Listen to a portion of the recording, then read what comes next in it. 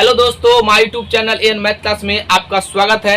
आज हम तीसरे अध्याय को पढ़ने वाले हैं और उसका नाम है संख्याओं का खेल। ये क्या होता है, आज आपको सारे कंसेप्ट आपको क्लियर होने वाला है, तो आप इस वीडियो को छोड़ के मत जाइएगा। सबसे पहले आपको इस अध्याय में क्या क्या पढ़ना है वो आपको हम बताते हैं। इस अध्याय में हम पढ़ने वाले हैं गुणनखंड के बारे में, गुणज के बारे में, उसके बाद संपूर्ण संख्या, उसके बाद हम समझेंगे अभाज्य संख्या क्या होता है, उसके बाद भाज्य संख्या क्या होता है, अभाज्य संख्या क्या होता है, जुड़वा अभाज्य संख्या क्या होता है। इसके बाद हम समझेंगे महत्तम समापवर्तक क्या होता है, उसके बाद लघुत्तम समापवर्तक क्या होता है, उस पर फार्मूला पर आधारित सवाल को कैसे बनाएंगे। उसके बाद इस पर जितने भी अध्याय होंगे सारे अध्याय को हम आज की क्लास में कंप्लीट करेंगे। तो आप इस वीडियो को शुरू से अंत तक जरूर देखिएगा, तभी आप एक एक चीज को क्लियर कर पाइएगा। ये क्लास ये 6 वाले विद्यार्थी के लिए भी है, 8 वाले विद्यार्थी के लिए भी है, और जितने भी कॉम्पिटिटिव एग्जाम होते हैं ये छोटे छोटे बात यहीं से पूछा जाता है। तो आप इस वीडियो को इग्नोर मत कीजिएगा और इस वीडियो को शुरू से अंत तक जरूर देखिएगा। तो आइए अब हम शुरू करते हैं। सबसे पहले हम समझेंगे गुणनखंड के बारे में, एक एक करके आपको हम समझाएंगे। यहाँ पर गुणनखंड, इसका एक और नाम है अपवर्तक, इंग्लिश में कहते हैं इसको फैक्टर। सबसे पहले हम आपको जब भी बताएंगे तो एक डिफिनेशन जरूर बताएंगे, उसके बाद हम इस पर जितने भी कॉन्सेप्ट होते हैं सबको हम क्लियर करेंगे। गुणनखंड का डिफिनेशन क्या होता है, वह सभी संख्या जो दी गई संख्या को पूर्णतः विभाजित करे तो वह सभी संख्या दी गई संख्या का गुणनखंड कहलाता है। यहाँ पर हम आपको एक एग्जाम्पल से क्लियर करते हैं। ये 18 हम एक नंबर लिए हैं और 18 कौन कौन नंबर से करता है, तो ये 1 से करता है, ये 2 से करता है, ये 3 से करता है, उसके बाद ये 6 से कटेगा, उसके बाद ये 9 से कटेगा और ये 18 से कटेगा। इसके बाद कोई और इसका फैक्टर नहीं हो सकता है। तो 18 का इतना ही फैक्टर होगा। यहाँ पर सवाल कैसे बनेंगे, छोटे से छोटा बात को हम पूरा क्लियर करने का प्रयास करते हैं। यहाँ पर आपसे पूछा जाएगा इसका सबसे छोटा फैक्टर क्या होगा, तो सबसे छोटा फैक्टर किसी भी नंबर का 1 होता है, ये बात याद रखिएगा। अगर पूछा जाएगा आपसे इसका सबसे बड़ा फैक्टर क्या होगा, तो सबसे बड़ा फैक्टर खुद वही संख्या होता है। इसके बाद आपसे पूछा जाएगा गुणनखंडों की संख्या क्या फिक्स होती है कि नहीं, तो यहाँ पर आपका उत्तर होना चाहिए गुणनखंडों की संख्या फिक्स होती है, वो परिमित होता है। यहाँ पर आप देखिए काउंट कर सकते हैं, इसमें गिन सकते हैं, ठीक है ना। इसके बाद अब हम समझते हैं गुणज के बारे में कि गुणज क्या होता है। यहाँ पर इसको हम पहले लिखते हैं गुणज। इसका एक और नाम है, आपको दोनों नाम पता होना चाहिए। इसको हम बोलते हैं अपवर्त्य, इसको हम इंग्लिश में कहते हैं मल्टीपल।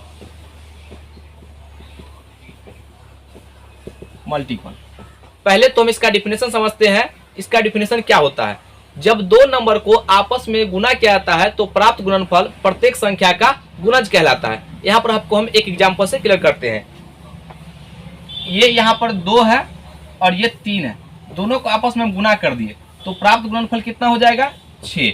अब देखिए दुक्का के पहाड़ा में भी 6 आता है और तिनका के पहाड़ा में भी 6 आता है। इसका मतलब हो गया कि टेबल आपको देखना है कि किस किस के टेबल में आता है। अगर ये दोनों के टेबल में आता है तो हम कहेंगे 6 जो है ये 2 का भी मल्टीपल है और 3 का भी मल्टीपल है। यहाँ पर कभी कभी आपसे भी पूछा जा सकता है 3 का अपवर्त्य कौन होगा, तो 3 का अपवर्त्य का मतलब क्या था, मल्टीपल, 3 का पहाड़ा, ऐसे समझिए, ठीक है। ये बात आपको पता होना चाहिए। यहाँ पर आपसे पूछा जाएगा सबसे छोटा किसी नंबर का मल्टीपल क्या होता है, तो खुद वही नंबर होता है। सबसे बड़ा कहेगा तो अनंत होता है, पता नहीं कर सकते। इसमें आपसे पूछा जाएगा कि गुणजों की संख्या कितनी होती है, तो गुणजों की संख्या अनंत होती है, उसको हम पता नहीं कर सकते हैं, अपरिमित होता है, ठीक है ना। गुणनखंड की संख्या में परिमित और इसमें अपरिमित। जितना भी छोटा छोटा बात है हम सारे बात को लेके एक बार क्लियर करने का प्रयास करते हैं, ठीक है। इसके बाद अब हम समझते हैं सर्व या उभयनिष्ठ क्या होता है। यहाँ पर सर्व या उभयनिष्ठ, इसको हम इंग्लिश में कहते हैं कॉमन, COMMON। कॉमन, कॉमन का मतलब होता है जो दोनों में मौजूद है। मान लीजिए आप अपने दोस्त के साथ रहते हैं और वो दोस्त जो है किसी और के साथ भी रहता है, तो आपका जो दोस्त है वो कॉमन हो गया, आपके साथ भी है और किसी और के साथ है, तो उसको बोलते हैं कॉमन। यहाँ पर आपको बार बार यूज होता होगा जो सर्व गुणनखंड या सर्व गुणज, ये क्या होता है? यहां पर देखिए, यहां पर सर्व गुणनखंड, सर्व गुणनखंड, यहां पर देखिए सर्व गुणनखंड, इसको बोलते हैं कॉमन फैक्टर। क्या बोलेंगे इसको? Common factor. यहां पर हम 2 नंबर लेते हैं, यहां पर हम 2 नंबर लेते हैं और दोनों से आपको समझाने का प्रयास करते हैं। यहां पर देखिए हम एक ले लिए 6 और एक ले लेते हैं आपको 9। यहां पर देखिए एक का क्या क्या फैक्टर हो सकता है, हम आपको समझा के आए हैं यहां पर। तो बताइए, ये बताइए गुणनखंड में इसका 6 का फैक्टर क्या क्या होगा? ये 1 होगा, ये 2 होगा, ये 3 होगा और 6 होगा। 9 का फैक्टर क्या क्या होगा? 1 होगा, ये 3 होगा और ये 9 होगा। ये देखिए यहाँ पर हम जो सबसे पहले 6 और 9 का क्या क्या फैक्टर है वो लिख दिए हैं, क्योंकि फैक्टर पहले हम समझा के आए हुए हैं। उसके बाद आपको देखना है कि दोनों में कौन कौन नंबर मौजूद है। तो यहाँ पर देखिए दोनों में जो है ये 1 मौजूद है और ये 3 मौजूद है, इसके बाद कोई और है नहीं ना। तो हम कहेंगे 6, 9 का कॉमन फैक्टर जो है, कॉमन फैक्टर कौन कौन हो जाएगा? 1 और 3। ये इसका उत्तर हो जाएगा। जब भी कहेगा कॉमन फैक्टर तो इसी तरीके से देखना है कि दोनों में कौन कौन मिल रहा है, उसको लिखिएगा या तो हिंदी में उभयनिष्ठ गुणनखंड या इंग्लिश में कॉमन फैक्टर। इसके बाद अब हम समझते हैं कि उभयनिष्ठ गुणज क्या होता है। यहां पर उभयनिष्ठ गुणज, इसको हम इंग्लिश में कहते हैं कॉमन मल्टीपल। मल्टीपल किसे कहते हैं? तो जस्ट लाइक टेबल, ठीक है। तो यहां पर हम 2 नंबर लेते हैं, जैसे देखिए यहां पर हम ले लिए यहाँ पे 6 और ये 8, 2 नंबर ले चुके हैं यहाँ पे 6 और 8। अब इसका जो है मल्टीपल आप पढ़िए, तो यानी कि पहाड़ा आपको आता है ना, 6 का पहाड़ा, 6 का 6, 6 दूना 12, 6 त्रिक 18, 6 चौक 24, 6 पंचे 30, 6 6 1 36, 6 7 42, 6 8 48, 6 9 54। इसी तरीके से ये अनंत बार आते चला जाएगा। यहाँ पर देखिए अब 8 का पहाड़ा पढ़िए, 8 का 8, 8 दूना 16, 8 त्रिक 24, 8 चौक 32, 8 पंचे 40, 8 छक 48। इसी तरीके से ये अनंत बार आते चला जाएगा, ठीक है। ये दोनों जो है मल्टीपल हम पहले समझा दिए हैं कि वह अनंत होता है, उसका हम अंतिम क्या है पता ही नहीं कर सकते हैं। अब यहाँ पर देखिए कॉमन, ये कॉमन जो मल्टीपल क्या होगा, यहाँ पर 6, 8 का उभयनिष्ठ गुणज क्या हो जाएगा? तो यहाँ पर आप देखिए उभयनिष्ठ गुणज जो होगा, ये दोनों में कॉमन क्या क्या मिल रहा है? तो सबसे पहले यहाँ पर 24 कॉमन मिल रहा है, उसके बाद यहाँ पर 48। कोई और मिल रहा है क्या? नहीं मिल रहा है।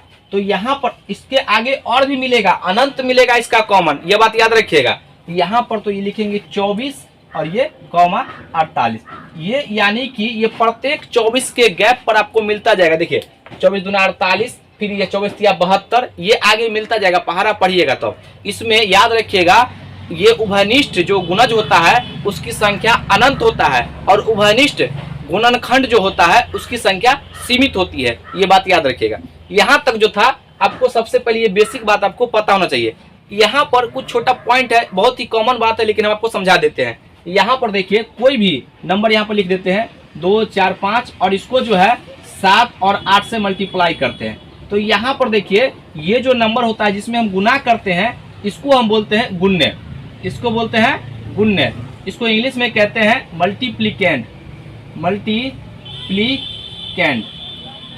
और यहाँ पर इसको बोलते हैं गुणक, जिससे हम गुना करते हैं, इसको गुणक कहते हैं। इसको इंग्लिश में कहते हैं मल्टीप्लायर। यहाँ पर जो गुना करके आता है, ये जो आता है गुना करके, इसको हम बोलते हैं गुणनफल। इंग्लिश में कहते हैं प्रोडक्ट। ये बेसिक बात था। इसके बाद अब हम भाषा वाले शब्द को समझते हैं, क्योंकि गणित में इसका बार बार यूज होता है। देखिए हमेशा छोटे चीज से ही बड़ा चीज बनता है, तो कम से कम आपको छोटा बात आता होगा तब ना बड़ा में अप्लाई कर पाइएगा। इसके बाद अगला टर्म है संपूर्ण संख्या। अब जितने भी टर्म आएंगे सभी महत्वपूर्ण होंगे और प्रत्येक एग्जाम में आता है, यहीं से सवाल आता है, इसलिए इसको आप अच्छे से पढ़िएगा। संपूर्ण संख्या, पहले आप इसको हेडिंग डाल लीजिए, फिर आपको हम समझाते हैं। संपूर्ण संख्या, इसको हम इंग्लिश में कहते हैं परफेक्ट नंबर। Perfect number. यहां पर सबसे पहले इसका आपको डिफिनेशन पता होना चाहिए संपूर्ण संख्या का।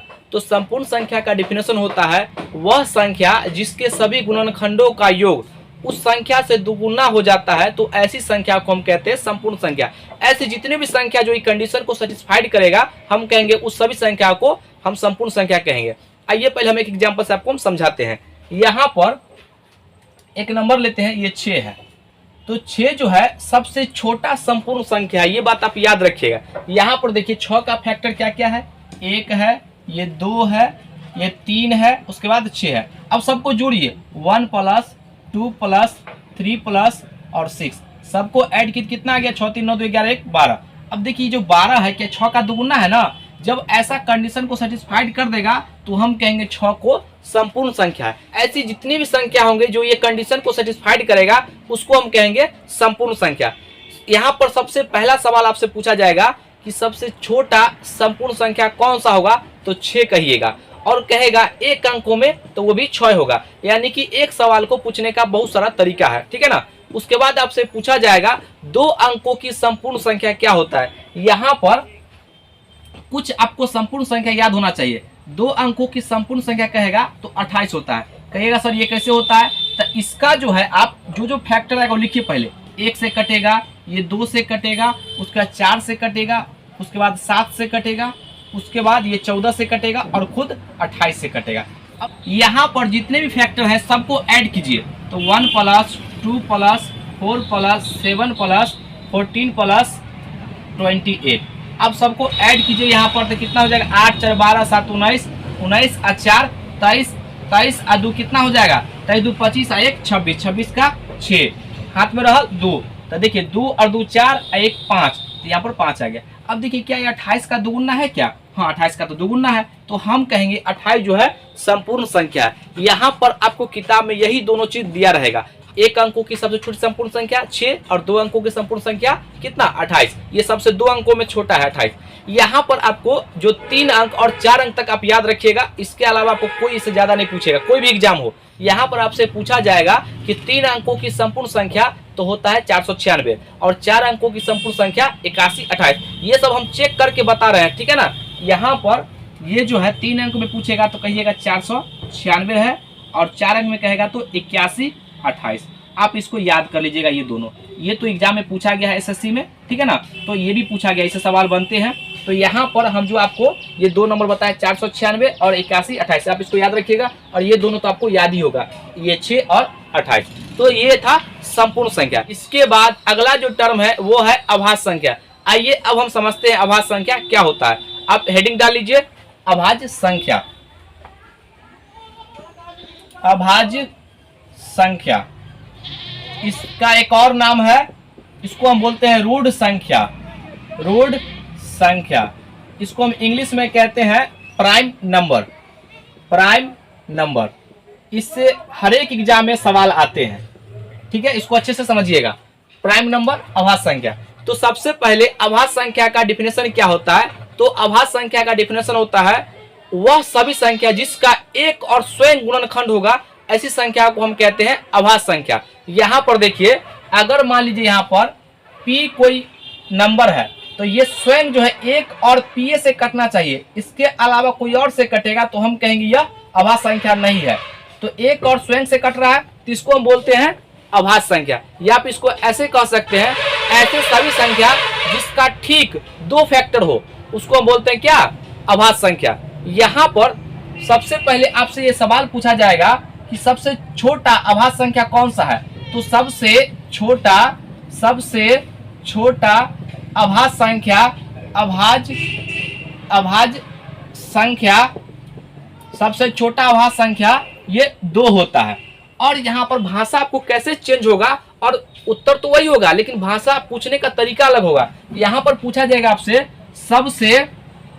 सबसे छोटा सम अभाज्य संख्या, सम अभाज्य संख्या अभाज्य संख्या वो भी क्या होगा 2। यहाँ पर आपसे पूछा जाएगा सबसे छोटा विषम अभाज्य संख्या, ये बात आप याद रखिएगा। हो सकता है कि आपसे पूछ ले सबसे छोटा विषम अभाज्य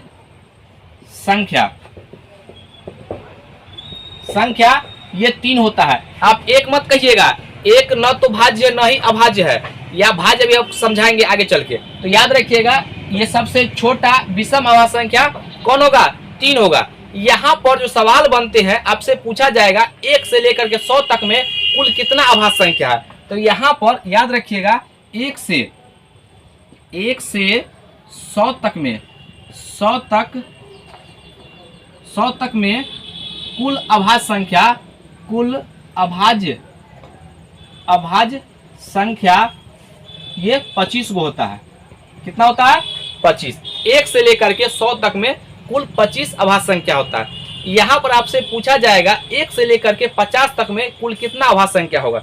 तो यहाँ पर 1 से लेकर के 1 से 50 तक में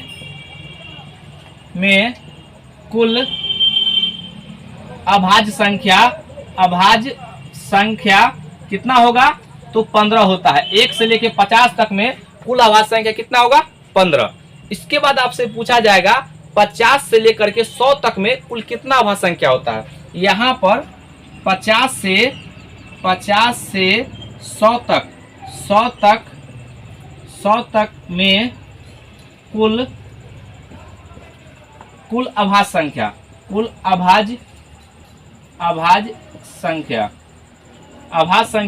होता है 10। ये बात आप याद रखिएगा। यहाँ पर इतना बात आपको अभाज्य संख्या से रिलेटेड आपको ये बात पता होना चाहिए। यहाँ पर हम आपको एक नंबर देते हैं और उस नंबर को याद रखिएगा तो अभाज्य संख्या आपको निकालने में आसानी होगा। यहाँ पर देखिए एक नंबर हम यहाँ पर लिख रहे हैं 44, 22, 32, 23 और 21। ये बात याद रखिएगा। कहिएगा सर ये क्या नंबर है, तो नंबर आपको अभी समझ में आएगा। यहाँ पर ये देखिए ये जो होगा आपको 0 से लेकर के 0 से 10 तक में 4 गो अभाज्य संख्या है। ये जो है 10 से लेकर के 20 तक में 4 गो अभाज्य संख्या है। फिर 20 से लेकर के 30 तक में 2 गो अभाज्य संख्या है। फिर 30 से लेकर के 40 तक में 2 गो अभाज्य संख्या है। 40 से लेकर के 50 तक में 3 गो अभाज्य संख्या है। 50 से 60 तक में 2 गो अभाज्य संख्या है। और 60 से 70 तक में ये आपको 2 गो अभाज्य संख्या है। 70 से 80 के बीच में आपको यहाँ पर 3 गो अभाज्य संख्या है। और 80 से लेकर के 90 के बीच में आपको 2 गो अभाज्य संख्या है। और 90 से लेकर के 100 तक में आपको कै गो अभाज्य संख्या है 1 गो। और वो अभाज्य संख्या कौन है तो वो 97 है। ये बात आप याद रखिएगा। यहाँ पर अगर आपसे कोई पूछ दिया, देखिए 0 से लेकर के 10 तक में कौन कौन होगा तो 2, 3, 5, 7। इसमें देखिए यहाँ पर 10 से लेकर 20 तक में 11, 13, 17, 19 ये अभाज्य संख्या है। इसमें कहिएगा तो ये 23 हो जाएगा, ये 23 और आपको 29। फिर 30 से लेकर के 40 तक में कितना होगा तो ये आपको 31 हो जाएगा और 37 हो जाएगा। उसके बाद यहाँ पर देखिए आगे भी बढ़ेंगे तो ये आपका हो जाएगा 41, ये 41, 43, उसके बाद 47। इस तरीके से जो होता है अभाज्य संख्या होता है। ठीक है ना। यहाँ पर अभाज्य संख्या संबंधित आपको इतना जानकारी होगा तो आपको एक भी सवाल इससे नहीं छूटेगा। यहाँ पर जो है एक टर्म और पूछा जाता है त्रिअभाज्य संख्या। ये त्रिअभाज्य संख्या क्या होता है देखिए यहाँ पर लिखते हैं त्रिअभाज्य संख्या। अभाज्य संख्या इसको हम बोलते हैं ट्रिपलेट। यानी कि ये दुनिया में केवल एक ही ऐसा पेयर है, यानी 3 नंबर का जो पेयर है उसको बोलते हैं त्रिअभाज्य संख्या। त्रि का मतलब 3, यानी कि 2-2 के गैप पर आता है। ठीक है ना। यहाँ पर देखिए वो नंबर क्या है तो देखिए ये आपका 3 है, ये 5 है और ये 7 है। ये तीनों जो है ये क्रम में आता है, एक सीक्वेंस में आता है जो कि 2-2 के गैप पे आ रहा है। और तीनों जो है ये अभाज्य संख्या है। इतना आपको अभाज्य संख्या से संबंधित जानकारी होगा तो आपसे एक भी सवाल नहीं छूटेगा। अभाज्य संख्या के बाद एक अगला टर्म आता है जुड़वा अभाज्य संख्या। ये सवाल आपको 100% एग्जाम में दिखाई देगा, इसलिए इसको छोड़िएगा मत। जुड़वा अभाज्य संख्या क्या होता है पहले आप इसको हेडिंग डाल लीजिए। जुड़वा अभाज्य संख्या, जुड़वा अभाज्य संख्या, इसका एक और नाम है ये बहुत ही अच्छा नाम है और सवालों में हो सकता है तो यही नाम उपयोग करें। यमज, यमज अभाज्य संख्या, जुड़वा की जगह पर यमज अभाज्य संख्या, इसको हम इंग्लिश में कहते हैं ट्विन प्राइम नंबर। ये क्या होता है? यहाँ पर ये जुड़वा अभाज्य संख्या का डिफिनेशन क्या होता है, पहले ये हम समझते हैं। जुड़वा अभाज्य संख्या का डिफिनेशन होता है कि दो अभाज्य संख्याओं के बीच अगर एक भाज्य संख्या होगा तो ऐसे जितने भी नंबर होंगे उसको हम बोलेंगे जुड़वा अभाज्य संख्या। इसका एक और डिफिनेशन होता है कि दो लगातार अभाज्य संख्याओं के बीच 2 का गैप होगा, ऐसे जितने भी नंबर होंगे उसको हम बोलते हैं जुड़वा अभाज्य संख्या।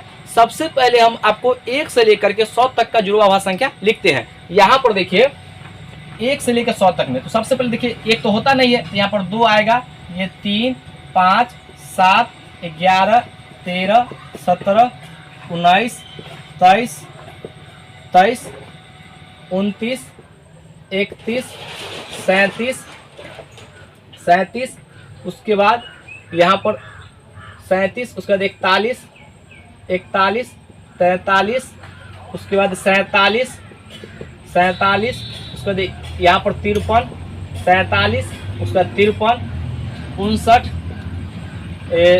53, 59, उसके बाद 61, 61 के बाद 67, 67, उसके बाद 71, 73, 73, उसके बाद 79, 79 के बाद 83, 83 के बाद 89 और एक जो है 100 तक में 97।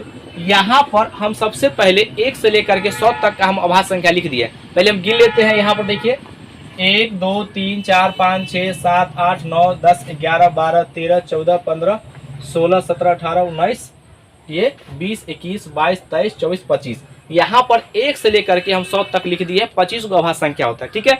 यहाँ पर अब देखना है कि दो अभाज्य संख्याओं के बीच गैप 2 आता है कि नहीं, और जितने गैप आएंगे वह जुड़वा अभाज्य संख्या। हम तो डायरेक्ट आपको बता देंगे कि 8 होता है, लेकिन एक बार गिन के आपको हम समझा देंगे तो आपके दिमाग में ये छप जाएगा। यहाँ पर देखिए 3 और 2 5, ये देखिए 3 और 5 कितना 2 गैप आ गया यहाँ पर, तो एक जुड़वा अभाज्य संख्या पेयर मिल गया। फिर देखिए कितना होगा, ये 5 और 7, यहाँ पर 2 का गैप है तो आपका एक पेयर इधर और एक पेयर इधर, 2 हो गया। उसके बाद यहाँ पर देखिए 11 13 कितना हो गया, 3 पेयर। उसके बाद यहाँ पर देखिए 17 19 अगला पेयर मिल जाएगा। उसके बाद यहाँ पर देखिए 29 का 30 31 एक पेयर मिल गया यहाँ पर। उसका 41 43 दूसरा ये अगला पेयर मिल जाएगा। उसके बाद यहाँ पर देखिए आगे नहीं मिल रहा है। उसके बाद यहाँ पर 71 ये 73। उसके बाद कहीं और मिल रहा है क्या, नहीं मिल रहा है। गिनेंगे 1 2 3 4 5 6 7, एक और कहीं पर मिलेगा, 7 हो गया। और ये 7 11 13 17 19, उसके बाद यहाँ पर 29 31 ये आपका हो जाएगा, ये 41 47। उसके बाद यहाँ पर देखिए अगला पेड़ यहाँ पे छूट रहा था, ये कितना हो जाएगा 59 और 61। यानी कि अगर आपसे पूछा जाएगा 1 से लेकर के 100 तक में कुल कितना जुड़वा अभाज्य संख्या होगा तो डायरेक्ट कहिएगा 8 होता है, ठीक है ना। यहाँ पर इसलिए आपको गिन के बताएं, देखिए 1 2 3 4 5 6 7 8, ठीक है। तो 1 से लेकर के 1 से 100 तक जो है जुड़वा अभाज्य संख्या, जुड़वा अभाज्य संख्या कहेगा, जुड़वा अभाज्य संख्या या यमज संख्या, अभाज्य संख्या, तो आप कहिएगा कितना होता है, ये 8 होगा। ये बात याद रखिएगा। इतना बात अगर आपको पता होगा, देखिए हम आपके लिए इतना मेहनत कर रहे हैं तो आपका भी कुछ फर्ज बनता है जो हम अपने दोस्तों में, अगर मेरा पढ़ाई समझ में आ रहा है तो दोस्तों में शेयर कीजिएगा, ठीक है। आइए हम अगले कंसेप्ट पे समझते हैं। इसके बाद अगला जो टर्म है वो है सह अभाज्य संख्या। ये सह अभाज्य संख्या क्या होता है, आइए समझते हैं। यहाँ पर सबसे पहले आप हेडिंग डाल लीजिए सह अभाज्य संख्या, सह अभाज्य संख्या। इसको हम इंग्लिश में कहते हैं को प्राइम नंबर, को प्राइम नंबर, को प्राइम नंबर। ये क्या होता है, सबसे पहले इसका हम डिफिनेशन को समझते हैं। तो 2 या 2 से ऐसे जितने भी नंबर हैं सबका अगर HCF 1 होगा तो हम ऐसी संख्या को कहेंगे को प्राइम नंबर, सह अभाज्य संख्या। क्या मतलब हो गया, 2 या 2 से अधिक संख्याओं का HCF अगर 1 होगा तो यहाँ पर देखिए आप जो है, यहाँ पर हम कुछ नंबर लिखते हैं। देखिए ये 4 है, ये 6 है, उसके बाद ये 1 है, ये 5 है, उसके उसके बाद ये 4 है और ये 9 है, उसके बाद ये 16 है और ये 25 है। हम आपसे पूछ रहे हैं बताइए, और अगला जो एक और लिख लेते हैं 4, 6 और 8। उसके बाद हम एक और लिख लेते हैं 3, ये 5 और 11। हम ये कह रहे हैं कि बताइए इसमें से कौन सा को प्राइम नंबर है, कौन नहीं है। तो यहाँ पर देखिए सबसे पहले इसका एचसीएफ निकालिए। देखिए यहाँ पर एचसीएफ नहीं समझा है, आगे की अभी आगे हम पढ़ाएंगे उसके बाद, ठीक है ना। तो यहाँ पर देखिए इसका एचसीएफ कितना हो जाएगा, एचसीएफ 2 हो जाएगा। तो बताइए यहाँ पर तो हम बोले एचसीएफ 1 होना चाहिए, तो होगा ही नहीं। अब यहाँ पर देखिए इसका एचसीएफ कितना हो रहा है, 1 हो रहा है, तो हम कहेंगे यह को प्राइम नंबर है।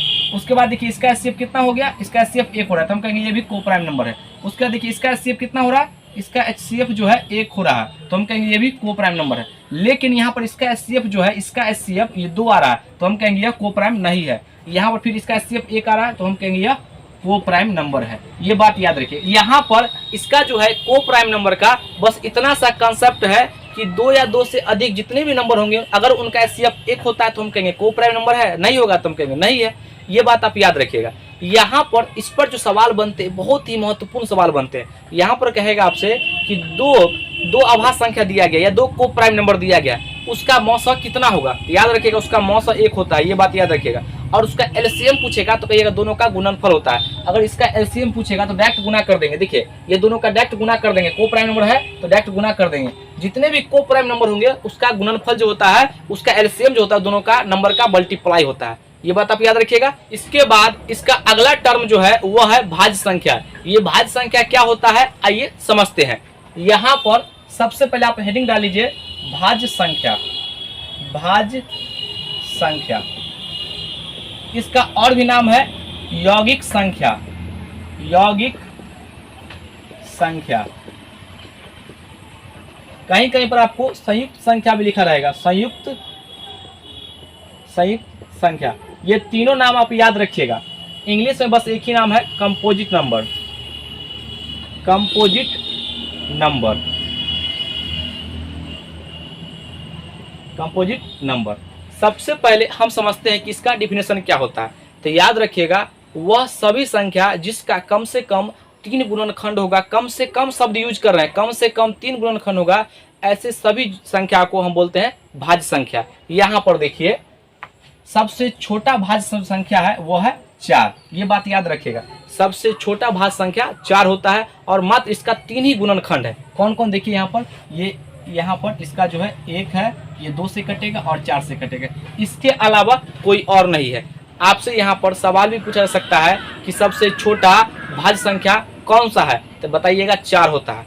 और सबसे छोटा विषम भाज्य संख्या कौन होता है, तो 9 होता है। आपको इतना बात पता होना चाहिए। यहाँ पर देखिए उसके बाद ये 6 भी होगा भाज्य संख्या, लेकिन आपको जो है यहाँ पर सबसे छोटा सम भी कई शब्द यूज करेगा, कहेगा सबसे छोटा सम भाज्य संख्या तो 4 होगा, और सबसे छोटा भाज्य संख्या तो 4 होगा। यहाँ पर देखिए ये भी भाज्य संख्या होगा, तो सबसे छोटा, ये देखिए सबसे छोटा तो 4 ही, इसलिए उत्तर होगा। और कहेगा आपसे छोटा विषम भाज्य संख्या तो कौन होगा, ये 9 होगा। 1, 3 और ये 9 से कटेगा, उसके अलावा किसी और से नहीं कटेगा। बस इसका इतना सा कॉन्सेप्ट है, आप ये बात याद रखिएगा। यहाँ पर इसके बाद अब हम समझते हैं कुछ डिविजिबिलिटी रूल है। आप किसी नंबर को देखते ही कैसे पता करेंगे कि यह कौन नंबर से कटेगा। यहाँ पर हम लिखते हैं, यहाँ पर देखिएगा सबसे पहले हम यहाँ पर लिखते हैं 2 का रूल। 2 का रूल क्या होता है, देखिए हम यहाँ पर कोई नंबर लिखेंगे और आपको पता करना होगा कैसे कटेगा, तो अभी हम आपको समझाएंगे। यहाँ पर देखिए 2 का रूल, तो यहाँ पर हम लिखते हैं 4, 2, 8, 6, 7 और यहाँ पर स्टार लिख दिए। यहाँ पर ये 2 से कटेगा, तो 2 से कटने के लिए इसके इकाई अंक पर देखेंगे कि कौन सा नंबर होना चाहिए। अगर यहाँ पर देखिए सबसे छोटा सोचेंगे, अगर इकाई अंक पर 0 होगा फिर भी 2 से कटेगा, इकाई अंक पर 2 होगा फिर भी कटेगा, इकाई अंक पर 4 होगा फिर भी कटेगा, ये 4 के बाद 6 होगा, उसके बाद 8 होगा। यानी कि इकाई अंक पर इस पांचों में से कोई भी नंबर होगा तो हम कहेंगे ये 2 से पूर्णतः विभाजित है। बिना भाग दिए ही हम समझ जाएंगे। जैसे देखिए यहाँ पर ये 4 का, ये इसके बाद जो है हम 4 का बताते हैं। तो 4 का देखिए पहले यहाँ पर एक एक करके समझते हैं। पहले 2 का समझिए, उसके बाद 4 का। यहाँ पे सीक्वेंस इसलिए बता रहे हैं। यहाँ पर देखिए इसको हम ऐसे लिख सकते हैं 2 का स्क्वायर। यहाँ पर समझिएगा हम एक नंबर लिख रहे हैं 4, 2, 8, 7, 6, 5, ये स्टार है। हम यहाँ पर कह रहे हैं कि बताइए 4 से कटना है तो स्टार के स्थान पे क्या आएगा, तो इसका रूल आपको पता होगा तब ना। यानी कि इसके दो अंक अगर 4 से कटेगा तो हम कहेंगे यह पूरी संख्या 4 से कटेगा। तो यहाँ पर स्टार के स्थान पर कौन सा अंक आएगा, तो यहाँ पर देखिए जीरो, यहाँ पर जीरो रखेंगे तो 50 तक कटेगा नहीं 4 से, इसका मतलब यहाँ पर 2 रखना पड़ेगा। यानी कि कोई भी नंबर देगा तो अगर यहाँ पर कोई भी नंबर अगर मान लीजिए 52 लिखा रहेगा, ये स्टार को हटा देते हैं, मान लीजिए अगर यहाँ पर स्टार को हटा देते हैं, ठीक है, यहाँ लिख देते हैं 52। अब आपको कैसे पता कीजिएगा जो ये 4 से कटता है, तो या इसके अंतिम 2 अंक इकाई और दहाई अंकों से बनी संख्या अगर 4 से कटेगा तो पूरी संख्या 4 से कटेगा, ठीक है। इसके बाद यहाँ पर 8 का रूल देखिए, 8 का रूल कहता है, इसको लिख सकते हैं 2 के पावर 3। ये क्यों लिख रहा है, इसका मतलब है यहाँ पर देखिए 4, 6, 8, 7, यहाँ पर 4 और यहाँ पर 8।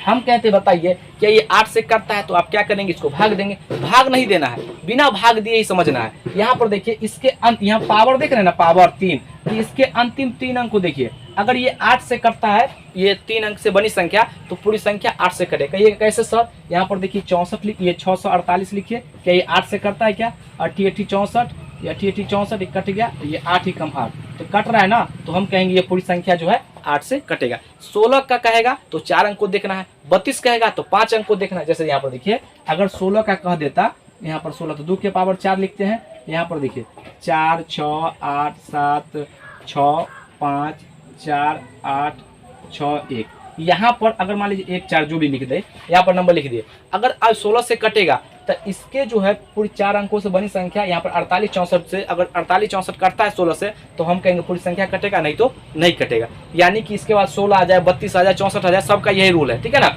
यानी कि 16 में 4 अंक देखना है, 32 में 5 अंक देखना है, 64 में 6 अंक देखना है, इस तरीके से, ठीक है। इसके बाद यहाँ पर आता है, यहाँ पर 3 का रूल। ये बहुत ही महत्वपूर्ण रूल है। 3 का नियम क्या कहता है समझिएगा। 3 का रूल कहता है कि अगर कोई नंबर दिया गया है, अगर उसके अंकों का योग अगर 3 से कटता है तो पूरी संख्या 3 से कटेगा, ठीक है। यहाँ पर देखिए, यहाँ पर लिखिए 2, 5, यहाँ पर उसके बाद 2। हम ये पूछ रहे हैं आपसे कि बताइए 3 से कटेगा कि नहीं कटेगा, तो यहाँ पर आपको भाग दे के मत देखना है, आप सिर्फ अंकों को जोड़ लीजिए। 5 2 7 2 9, ये 9 जो है 3 से कटता है ना, 3 3 9, तो हम कहेंगे ये पूरी संख्या 3 से कटेगा। कितना ही बड़ा नंबर क्यों ना दे, देखिए 5 6 7 8।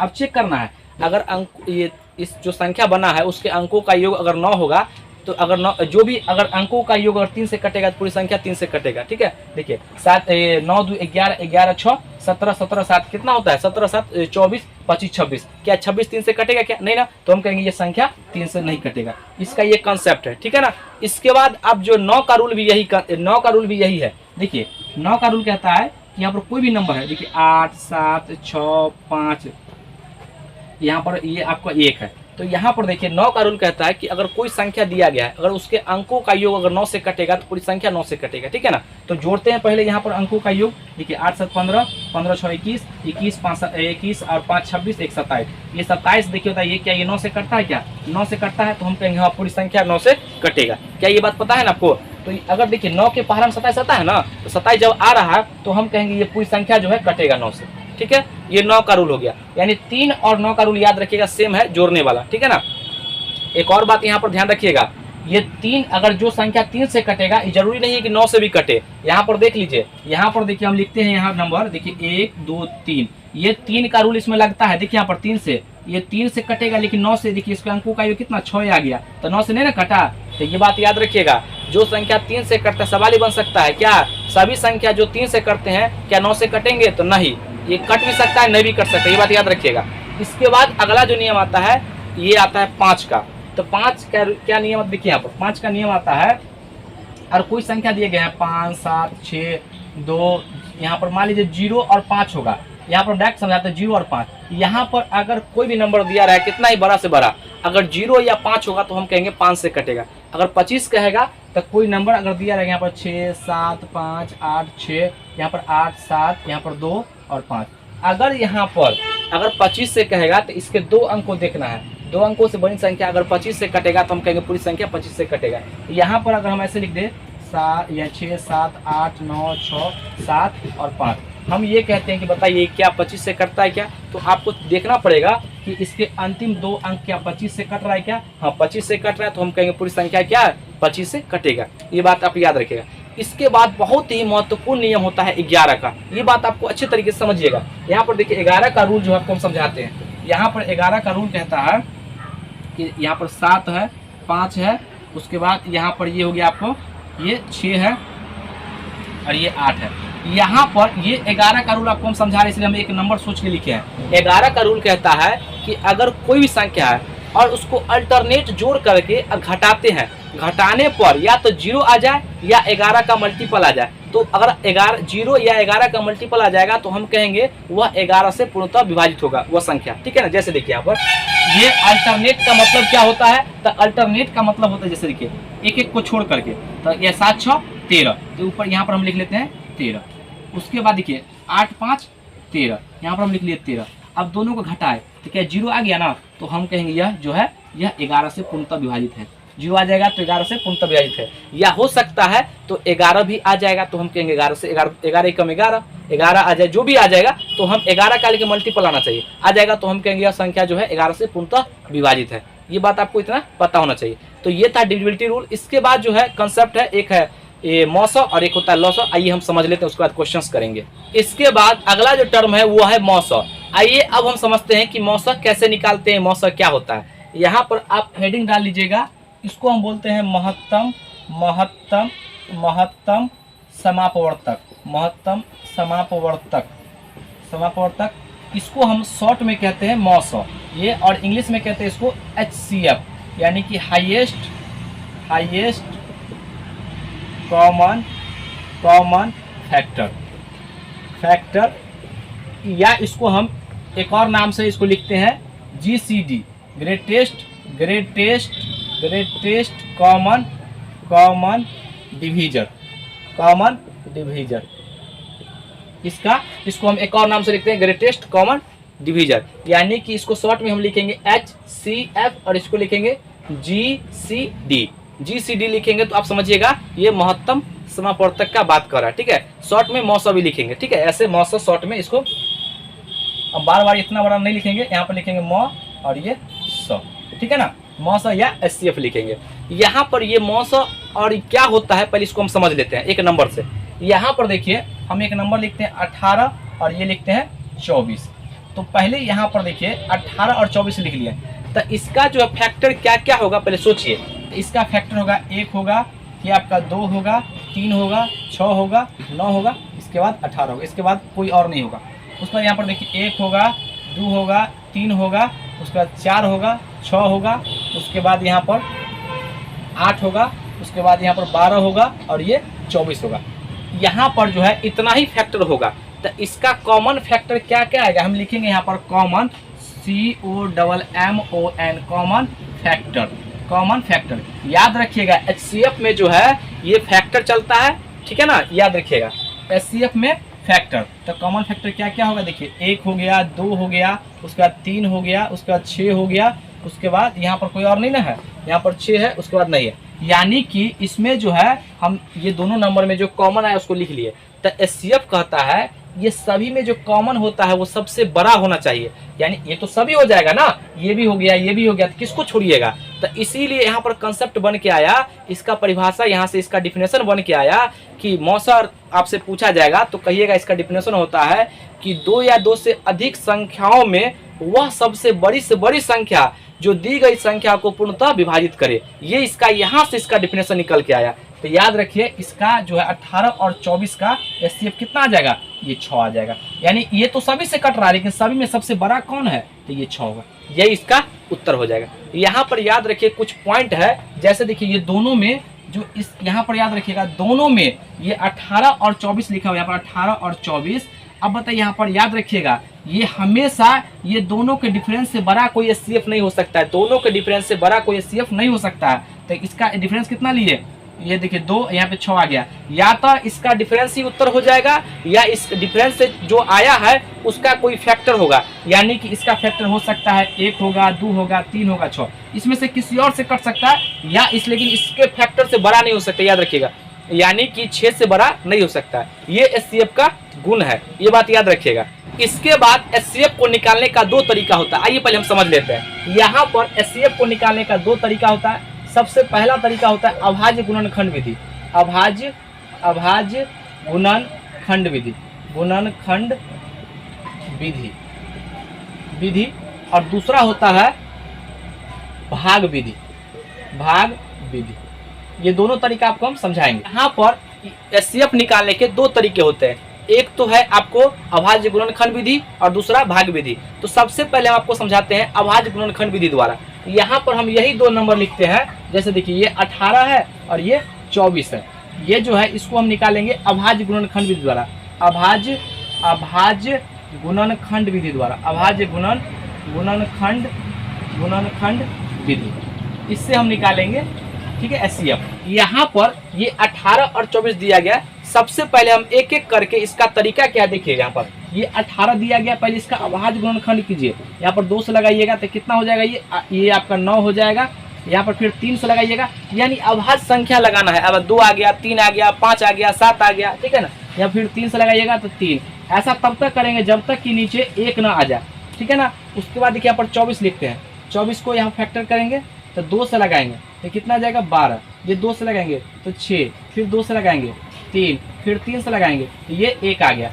अब यहाँ पर देखिए, अब इसको पहले लिख लेते, अरेंज कीजिए। 18 का जो है यहाँ पर क्या क्या है, 2, यहाँ पर 2 और 3 कितना बार है, तो यहाँ पर 3 ऐसे लिखिएगा, 3 गुना 3। और इसको आप ऐसे भी लिख सकते हैं, आप दो तरीका बता रहे हैं, 2 गुना 3 का स्क्वायर, 2 बार है इसलिए 3 का, ठीक है ना। उसके बाद देखिए यहाँ पर 24 है तो 2 कितना, 2 गुना 3 बार 2 है, उसके बाद 3 एक बार है, 3 एक बार है। अब यहाँ पर इसको ऐसे भी लिख सकते हैं, 2 के पावर 3 और गुना 3 के पावर 1। अब देखिए यहाँ पर सबसे पहले आप ये दोनों में जब भी एचसीएफ पूछेगा तो ध्यान से देखिएगा, जो दोनों में कॉमन होगा ना एचसीएफ में वही लिखना है। अब बताइए यहाँ पर इसमें कॉमन क्या है, कॉमन यही दो ही ना है, तो 2 लिखेंगे। और उसके बाद कॉमन क्या है, 1 3 इसमें है और कहीं और है क्या, नहीं ना, तो 1 3 कॉमन है। तो देखिए यहाँ से इसका एचसीएफ कितना आ गया, 6, ये इसका उत्तर हो जाएगा। ये बात आप समझ गए होंगे। इसके यहाँ इसी तरीके से हम निकालेंगे इसका एचसीएफ, ठीक है ना। ये हो गया आपको अभाज्य गुणनखंड विधि द्वारा, ठीक है ना। इसके बाद आप कोई भी कितना ही बड़ा नंबर ले लीजिए, उससे भी उत्तर समान आएगा, ठीक है। इसके बाद आता है ये भाग विधि। ये भाग विधि क्या है, यहाँ पर देखिए, भाग विधि में सबसे पहले छोटका को यहाँ पर लिखते हैं भाजक के रूप में और बड़ा वाला को भाज्य के रूप में। यहाँ पर बड़ा नंबर 24 है तो 24 लिखेंगे यहाँ पर, और छोटका यहाँ पर 18 है तो यहाँ लिख दिए। अब यहाँ पर ध्यान से देखिएगा, ये लगाएंगे 18 एकम 18 और घटाएंगे यहाँ पर कितना आएगा, ये 14 में से 8 गया तो 6 और ये 1 1 कट जाएगा। तो इसको हम इसको जो फिर हम बना लेंगे क्या, भाजक, और ये जो भाजक था इसको बना लेंगे भाज्य। तो यहाँ पर 18 उतार लेंगे और 6 से गुना करेंगे, 6 3 18, कट गया ना। ऐसा तब तक करेंगे जब तक कि नीचे यहाँ पर कट ना जाए, ठीक है ना। तो यहाँ पर कट गया 6 से, तो यहाँ पर हम कहेंगे इसका एचसीएफ जो है कितना आ गया, इसका एचसीएफ 6 आ गया। या जीसीडी कितना आ गया, अंतिम डिवाइजर जो है, यहाँ यहीं से ये बात आया है, अंतिम डिवीजर जीसीडी कितना आ गया, ये 6। इसको हम भाग विधि से निकालते हैं। इसके बाद हम एलसीएम को समझते हैं, उसके बाद दोनों पर मिक्स सवाल आते हैं, उसको भी हम समझेंगे, ठीक है। इसके बाद अगला जो टर्म है वो लास्ट कंसेप्ट होगा एलसीएम। आइए एलसीएम को हम समझते हैं। सबसे पहले आप हेडिंग डाल लीजिए यहाँ पर, लघुत्तम समापवर्त।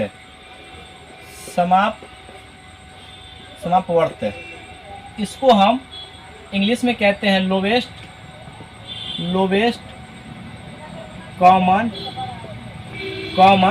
मल्टीपल। वहाँ पर क्या था, फैक्टर था और यहाँ पर मल्टीपल। इसका जो है कहीं पर लोवेस्ट की जगह पर लिस्ट भी लिखा रहेगा, लिस्ट। और यहाँ पर इसको शॉर्ट में लिखेंगे ऐसे, लॉसॉ। ये बात याद रखिएगा, ठीक है। यहाँ पर सबसे पहले हम लॉसॉ का डिफिनेशन समझते हैं, लघुत्तम समापवर्त। इसका डिफिनेशन क्या होता है, तो 2 या 2 से अधिक संख्याओं में वह छोटी से छोटी संख्या जो दी गई सभी संख्याओं से पूर्णतः विभक्त हो, तो उस संख्या को हम कहते हैं दी गई संख्या का एलसीएम, लघुत्तम समापवर्त। यहाँ पर हम आपको एक क्वेश्चन से लेके समझाते हैं। यहाँ पर देखिए, हम एक नंबर लेते हैं 8 और एक नंबर लेते हैं 12।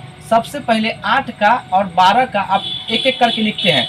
8 का देखिए क्या है, मल्टीपल है, 8 का पहरा पढ़िए, 8 का 8, 8 दूना 16, 8 त्रिक 24, 8 चौक 32, 8 पंचे 40, 8 छक 48, 8 सत्ते 56, 8 सत्ते 56, 88 64, और भी मिलेगा आगे। इस तरीके से हम बढ़ते जाएंगे अनंत तक। मल्टीपल हम बताए हुए हैं कि अनंत होता है, ये बात हम जस्ट बताएं इससे पीछे, ठीक है ना। यहाँ पर देखिए 12 का आप मल्टीपल पढ़िए, 12 एकम 12, 12 दूना 24, 12 तिहाई 36 और 12 चौक 48, 12 चौक 48, 12 पंचे 60।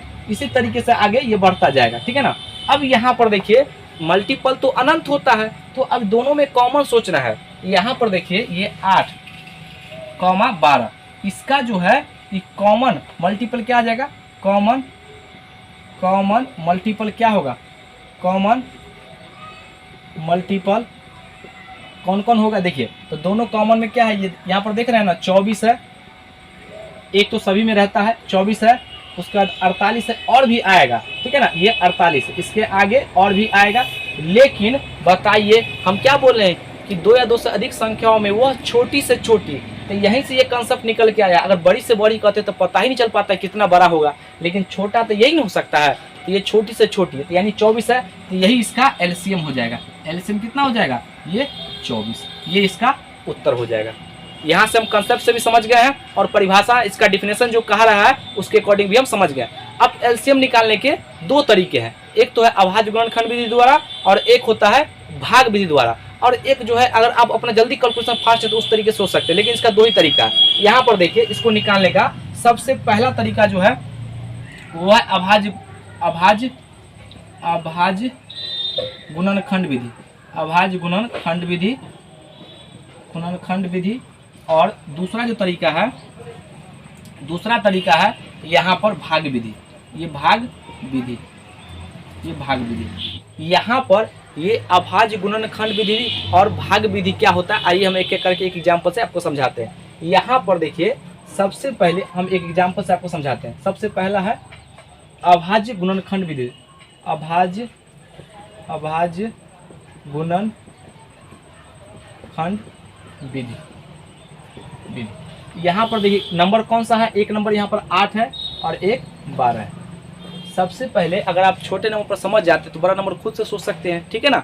यहाँ पर देखिए 8 और 12, तो सबसे पहले इसका क्या कीजिए, 8 का यहाँ पर फैक्टर कीजिए 2 से, अभाज्य गुणनखंड से लगाइए अभाज्य संख्या से, तो ये 4 हो जाएगा, फिर 2 से लगाइएगा 2 होगा, ये 2 से लगाइएगा 1 होगा।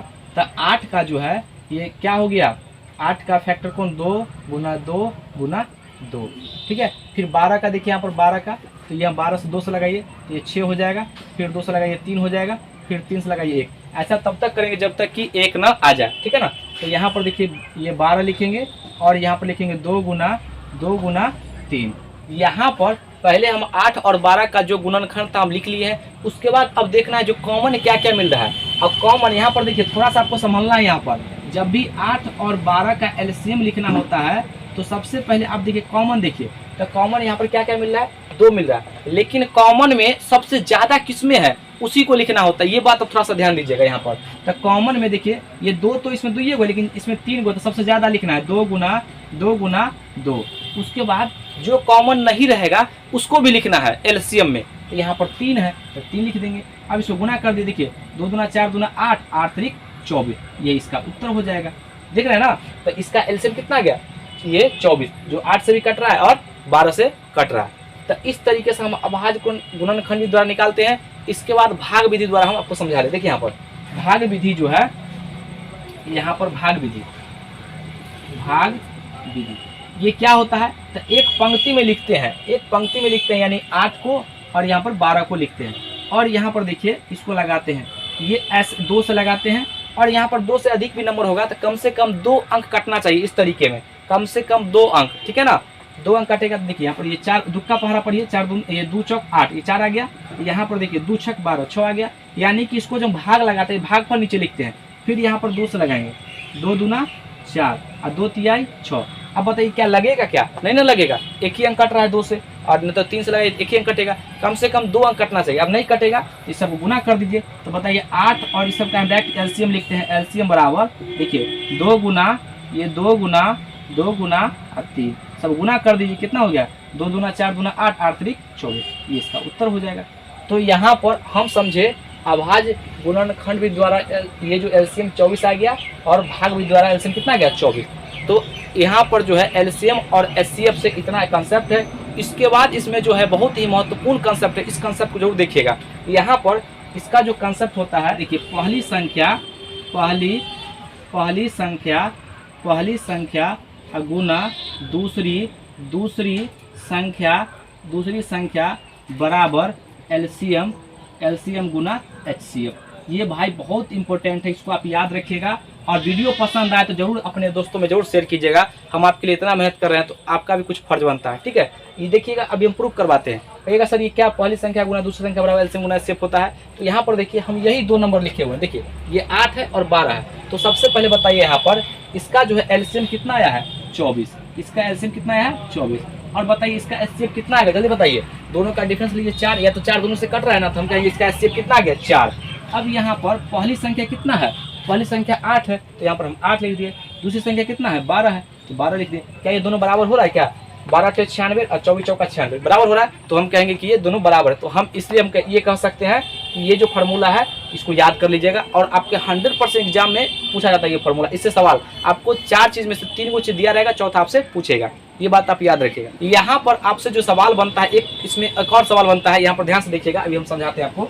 देखिए सवाल ऐसे पूछा जाएगा, देखिए 2 है इसके पावर 10 है, 2 है इसके पावर 15 है, 2 है इसके पावर 25 है, ठीक है ना। ये 2 है इसके पावर 35 है, ये मान लीजिए 37 है। इसका एलसीएम पूछेगा तो क्या हो जाएगा, तो इसका याद रखिएगा एलसीएम पूछेगा तो सबसे बड़ा होता है। और नीचे में हमेशा ये जो अभाज्य संख्या में होना चाहिए, ये अभाज्य संख्या में होना चाहिए, ठीक है ना। ये फिक्स या तो ये इसका बेस समान होना चाहिए, अभाज्य संख्या कहिए, या इसका बेस समान होना चाहिए। यहाँ पे 4 भी होगा तो सब में 4 होना चाहिए, ठीक है। अब देखिए इसका एलसीएम कहेगा तो सबसे बड़ा वाला हो जाएगा 2 के पावर 37, और एचसीएफ कहेगा, इसका एचसीएफ कहेगा तो सबसे छोटा हो जाएगा। इस समय सबसे छोटा कौन है, तो 2 के पावर 10, ये इसका उत्तर हो जाएगा।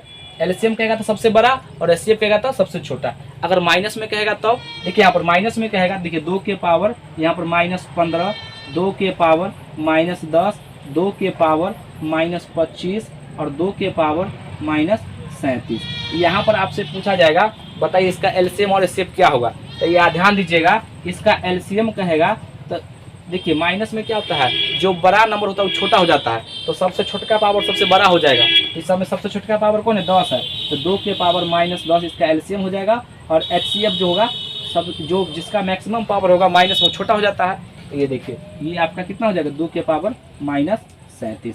ये आपका जो है ये तीसरे अध्याय में इतना कॉन्सेप्ट आपको पढ़ना है, ठीक है ना। अगर आप पढ़ लिए हैं तो अच्छी बात है, नहीं पढ़ें तो आप इसको वीडियो को देखिएगा तो आपका रिवाइज होगा। अगर आप इस वीडियो को शुरू से अंत तक देख लिए होंगे तो 100% आपको एक एक बात क्लियर हो गया होगा। आइए अब हम इसके बेस पर क्वेश्चंस कर लेते हैं, जिससे कि आपका सारा कॉन्सेप्ट क्लियर हो जाएगा। ये सभी के लिए वीडियो है, आप जरूर इस वीडियो को देखिएगा, 100% आपको समझ में आएगा। अगर वीडियो पसंद आएगा तभी दोस्त अपने दोस्तों में शेयर कीजिएगा, ठीक है। तो आइए क्वेश्चंस करते हैं। दोस्तों देखिए यहाँ पर ट्रैक्टर चल रहा है, तो हम इस वीडियो को यहीं तक रखते हैं। आपको हम कंसेप्ट समझा दिए हैं। इसका जो है हम तीसरा अध्याय का पार्ट 1 और पार्ट 2 करके वीडियो डाल देंगे। अगला जो अब जो पार्ट 2 आएगा उस पर क्वेश्चंस आएगा, क्योंकि इधर जो है ट्रैक्टर चल रहा है, खेत जोता रहा है, तो हम कैसे बनाएंगे। आपका भी यहाँ पर माइक का आवाज़ भी सही से नहीं आ पाएगा। तो आज के लिए यहीं तक। अगर वीडियो अच्छा लगे तो इसको लाइक कीजिए, सब्सक्राइब कीजिए, शेयर जरूर कीजिए। आज के लिए यहीं तक, जय हिंद।